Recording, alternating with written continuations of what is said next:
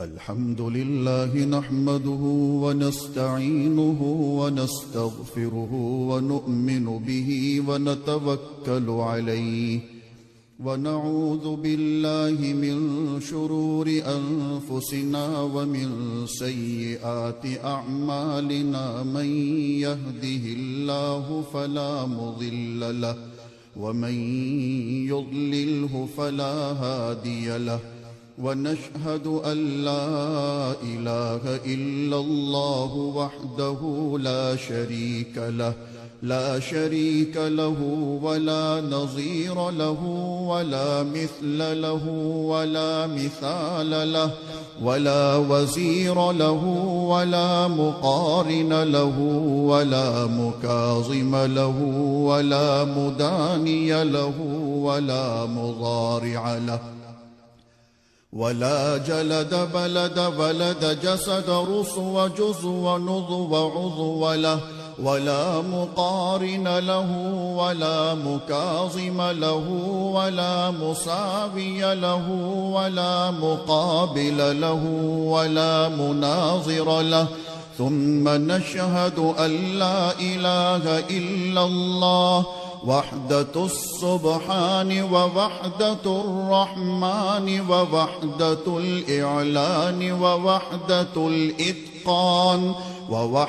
الإتقان ووحدة القرآن بعزة الرحمن ثم نشهد أن لا إله إلا الله وأنه لا معبود ولا مسجود إلا هو ولا مانع ولا معطي إلا هو ولا نافع ولا ضار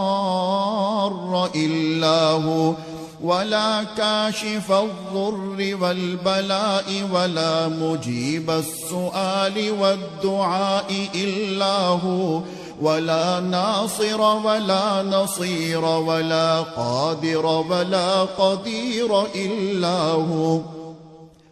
ثم نشهد أن سيدنا وسندنا ونبينا ومولانا مؤيدنا مخدومنا منظومنا معصومنا مقسومنا مقصودنا أجدر الخلق جديرنا أعظم الخلق وأشرف الخلق وأحسن الخلق وأجمل الخلق وأكمل الخلق وأنور الخلق من الحسن والصدارة والولاية والحكاية والعناية والهداية والأمانة والإمامة أعلانا وأجلانا وأتقانا وأزهدنا وأرفقنا وأنورنا وأخترنا وأكبرنا أحمر أنور أجدر أطفل أوثق أنور أجمل أكمل له ثم نشهد أن سيدنا وسندنا وشفيعنا وشفيقنا خاتم الأنبياء والمرسلين وأفضل الخلائق سيد الأولين والآخرين أحمد الأنبياء محمدا عبده ورسوله الذي أرسله إلى الناس كافة بشيرا ونذيرا وداعيا إلى الله بإذنه وسراجا منيرا وصلى الله تعالى على محمد المصطفى والمنتقى والمجتبى وعلى آله وأصحابه وأزواجه وأتباعه أجمعين إلى يوم الدين. أما بعد فأعوذ بالله من الشيطان الرجيم. بسم الله الرحمن الرحيم. وما أرسلناك إلا رحمة للعالمين.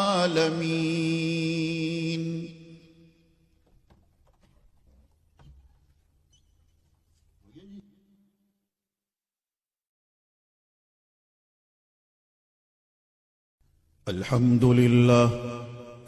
لله نحمده ونستعينه ونستغفره ونؤمن به ونتوكل عليه، ونعوذ بالله من شرور أنفسنا ومن سيئات أعمالنا. من يهده الله فلا مضل له ومن يضلله فلا هادي له،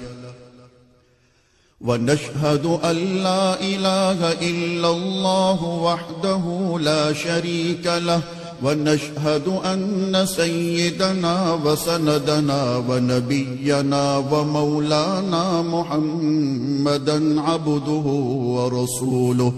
أرسله بالحق بشيرا ونذيرا وداعيا إلى الله بإذنه وسراجا منيرا. وصلى الله تعالى على خير خلقه محمد وعلى آله وأصحابه وبارك وسلم تسليما كثيرا كثيرا. أما بعد فأعوذ بالله من الشيطان الرجيم. بسم الله الرحمن الرحيم. إن الله وملائكته يصلون على النبي يا أيها الذين آمنوا صلوا عليه وسلموا تسليما. اللهم صل على سيدنا محمد وعلى آل سيدنا محمد بعدد من صلى وصام، وصل كذلك على جميع الأنبياء